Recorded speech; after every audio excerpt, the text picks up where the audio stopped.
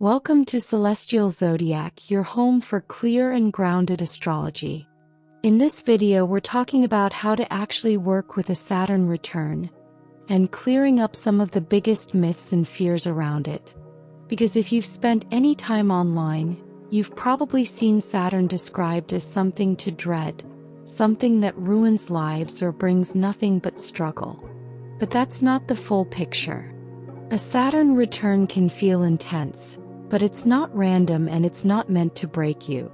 It has a purpose, and when you understand what that purpose is, the experience becomes a lot more manageable and even productive. So if you're going through a Saturn return or preparing for one, this will help you understand what Saturn is actually asking of you, what to focus on, and what you can let go of. A Saturn return isn't something you survive, it's something you work with. While it can feel intense, the experience becomes much more manageable when you understand what Saturn is actually asking of you. At its core, Saturn is focused on building something real.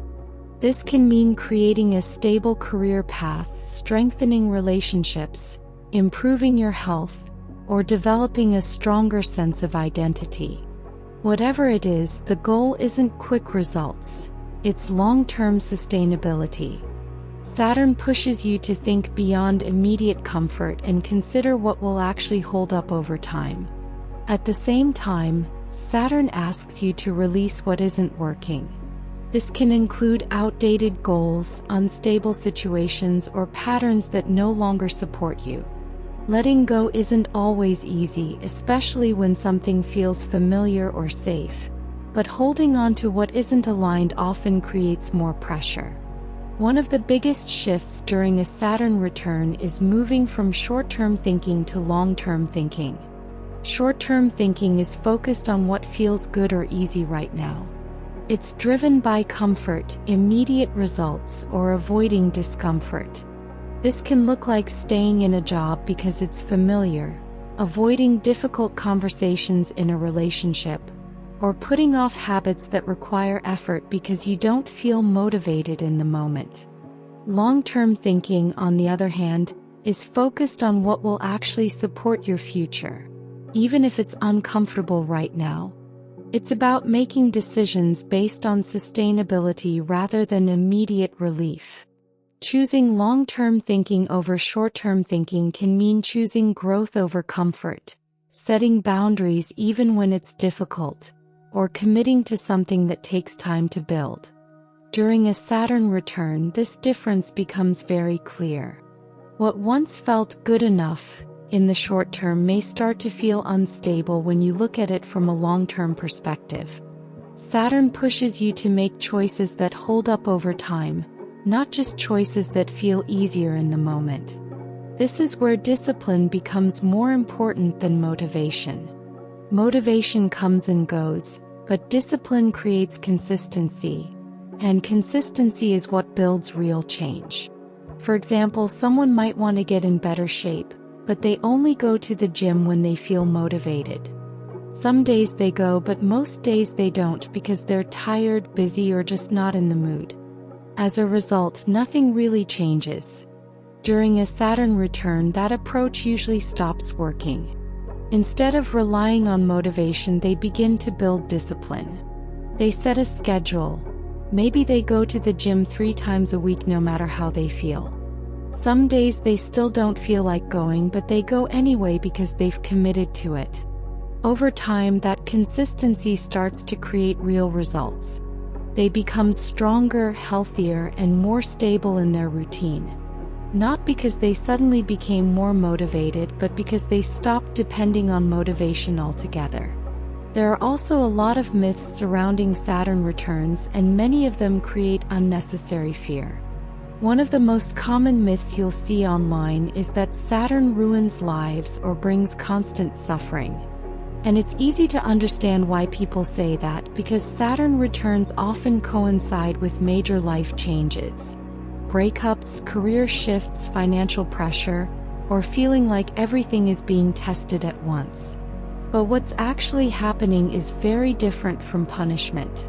Saturn isn't creating problems out of nowhere. It's exposing what was already unstable, ignored, or out of alignment. If something in your life can't hold up long-term, Saturn tends to bring that into focus. That can feel uncomfortable, especially if you've been relying on that situation for security or identity. For example, someone might say, "Saturn ruined my relationship." But when you look closer, the relationship may have already had issues. Lack of communication, imbalance, or misalignment in long-term goals. Saturn didn't create those problems. It made them impossible to ignore. The same applies to career. A job that once felt fine may start to feel restrictive or unsustainable. It's not that Saturn is taking something away. It's revealing whether what you've built can actually support you moving forward. This is why Saturn is better understood as accountability rather than punishment. It asks, is this real? Is this stable? Can this last? If the answer is no, something usually needs to change. And while that process can feel difficult in the moment, it's also what creates long-term stability. Saturn doesn't remove things that are truly solid. It strengthens them. It only puts pressure on what isn't built to last. Another common misconception is that you have no control during a Saturn return. While you can't avoid the lessons entirely, you do have control over how you respond to them.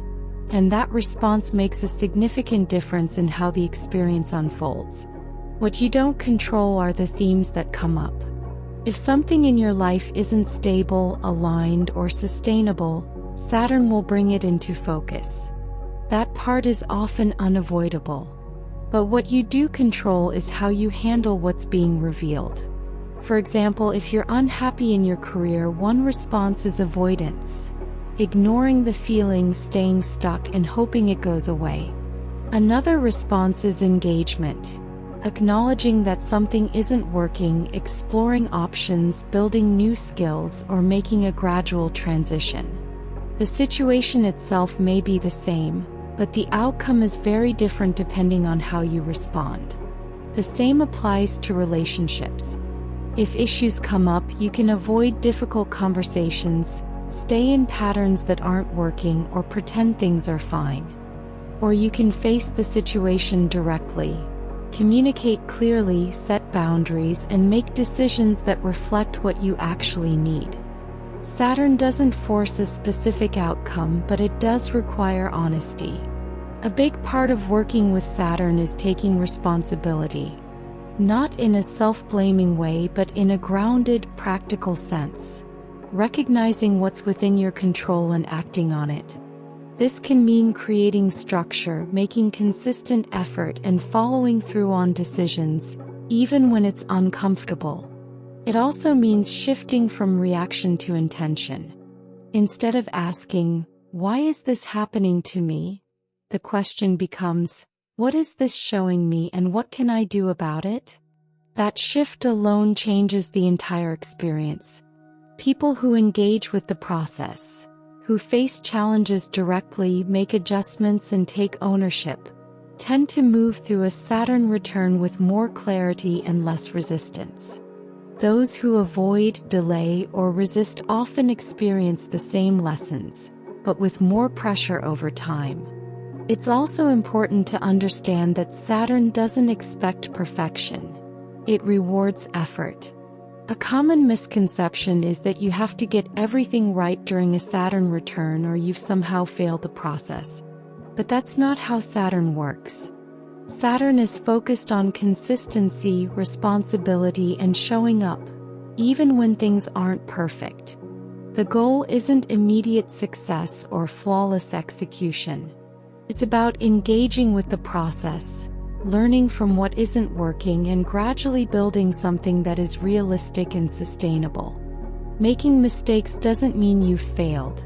It's often part of how the structure gets refined. What matters is whether you take responsibility, adjust, and keep moving forward. Finally, a Saturn return doesn't only happen once. While the first is the most talked about, most people experience multiple Saturn returns throughout their life, with each one marking a different stage of growth.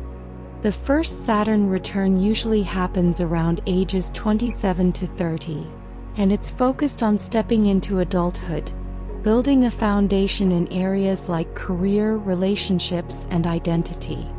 This is the phase where many people begin to define who they are in a more real and lasting way. The second Saturn return occurs roughly between ages 56 and 60, and it has a different tone. Instead of building from the ground up, it's more about evaluating what you've created. People often reflect on their life path, their priorities, and whether what they've built still feels meaningful and aligned. For those who reach it, the third Saturn return happens later in life, usually between ages 84 and 90. This stage is less about external structure and more about reflection, integration, and letting go of what no longer matters. Each return builds on the last. The first is about becoming, the second is about refining, and the third is about understanding and release. So while the first Saturn return gets the most attention, it's really just the beginning of a longer cycle of growth that unfolds over a lifetime. When you begin to see Saturn this way, not as something working against you but as something guiding you, the entire experience becomes more grounded and less overwhelming. It's not about fear. It's about growth, structure, and creating a life that actually works. Thank you for watching Celestial Zodiac. If you enjoyed this video, don't forget to like, subscribe, and share.